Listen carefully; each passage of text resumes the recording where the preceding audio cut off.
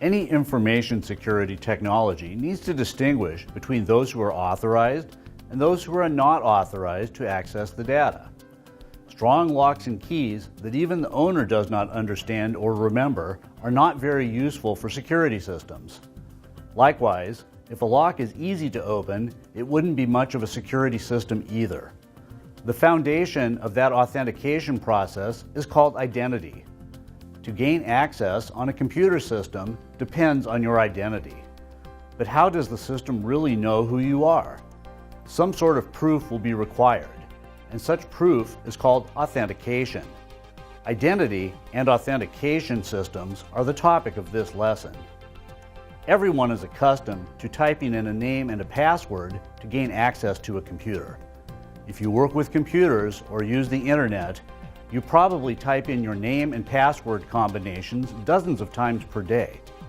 To gain access to your computer, your username is your identity, and the password is the authentication. Weak passwords are the weakest link in any information security system. Every IT security specialist has a large stockpile of ill-advised user stories based on the poor password management practices that can be found in many organizations. The internet is full of top 1,000 password lists featuring various weak passwords that people like to use. Some of the perennial favorites include password, 123456, let me in, and ABC123 are among the most used.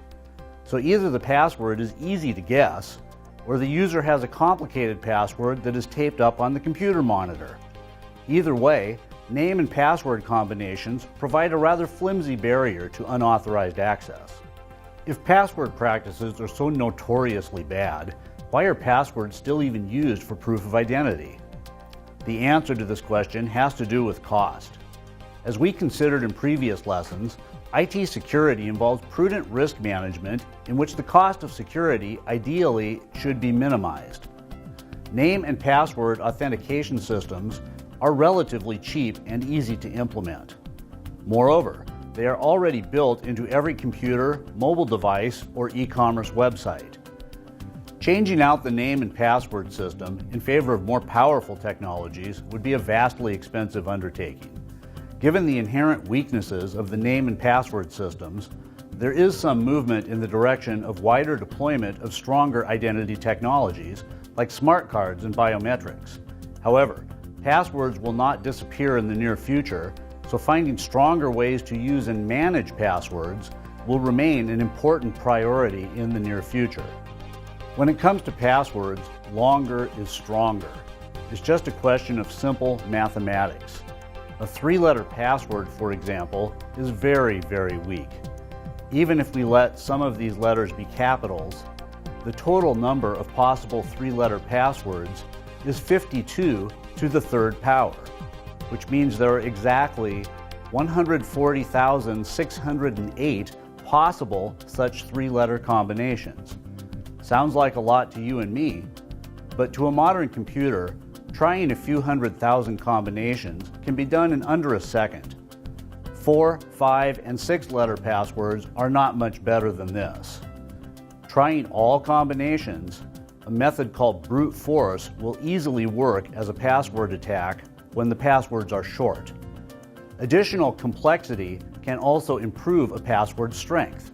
Once again, it's a question of simple mathematics. Let's go back to the three-letter password example. Let's include the digits 0 through 9 along with a dozen special characters and punctuation marks commonly found on keyboards. This adds 22 new characters to our original 52 small and capital letters. Now the number of potential passwords has been increased to 74 times 74 times 74, or 405,224 possible three-letter passwords, over 4 times as many as there were with only letters. 400,000 different combinations can still be guessed by brute force, but notice the mathematical impact of adding extra characters. A less than 50% increase in possible characters provided an over 200% increase in password strength. The moral of this story is a good password needs to be both long and complex with respect to different types of characters included. Many organizations enforce password policies requiring minimum length and complexity. Other password policies may require periodic password changes or maximum password age. The reason for this is simple. The longer a password has been in use, the more likely it is to have been lost or discovered by a hacker. A related issue is password reuse across multiple computers or websites. The more different places a password is used, the more likely it is to have been lost in at least one of these places. The problem with passwords that are long, complicated, unique, and frequently changing is that people cannot remember them. Impossibly long passwords are the ones most likely to end up on sticky notes attached to monitors. So how can long and complex passwords be created that people can actually remember? One approach is the use of passphrases, like developing a password from the first letters of a long and easily remembered sentence. Passwords and passphrases are both different types of authentication through some secret only the user is supposed to know. Alternative approaches to authentication move the problem away from user knowledge into the realm of physical possession.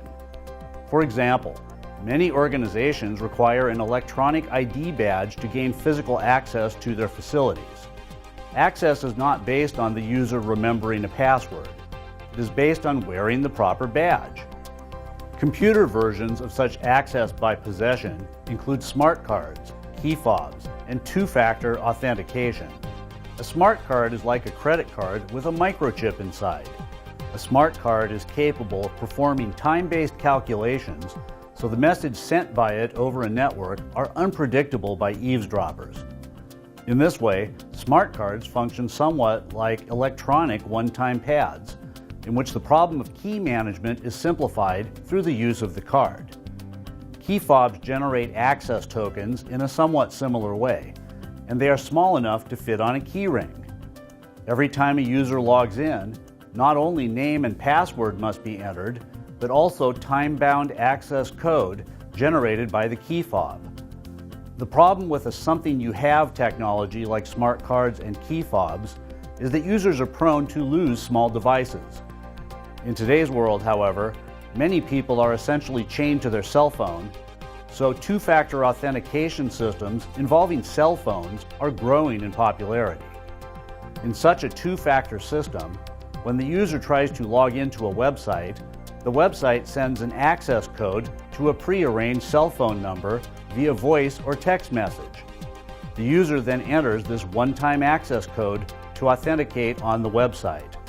In this way, even if a password is lost or stolen, the identity thief cannot get access to online accounts without also stealing a physical phone. Beyond names and passwords, something you know, and beyond smart cards and key fobs, something you have, the ultimate proof of personal identity is your physical body. In IT security terms, your physical self is something you are, the third option for authenticating digital identity. Authentication through personal physical attributes is known as biometrics. Biometric authentication systems sample physical properties through various means, create electronic images of the samples, and then store these images for comparison for future authentication attempts. Biometric samples can be generated through fingerprint readers, palm prints, retinal scans, and voice or facial recognition, among other possibilities. DNA analysis for biometric authentication is also technically within reach, although it is not much used outside of crime lab forensics. If the idea of computer networks invading your body parts gives you the creeps, now is your cue to get seriously creeped out. But just because biometric authentication is possible, that does not mean it is fully workable or especially effective as a security technology. For one thing, biometrics are prone to mistake identities. When a legitimate user cannot gain access through a biometric match, this is called a false negative.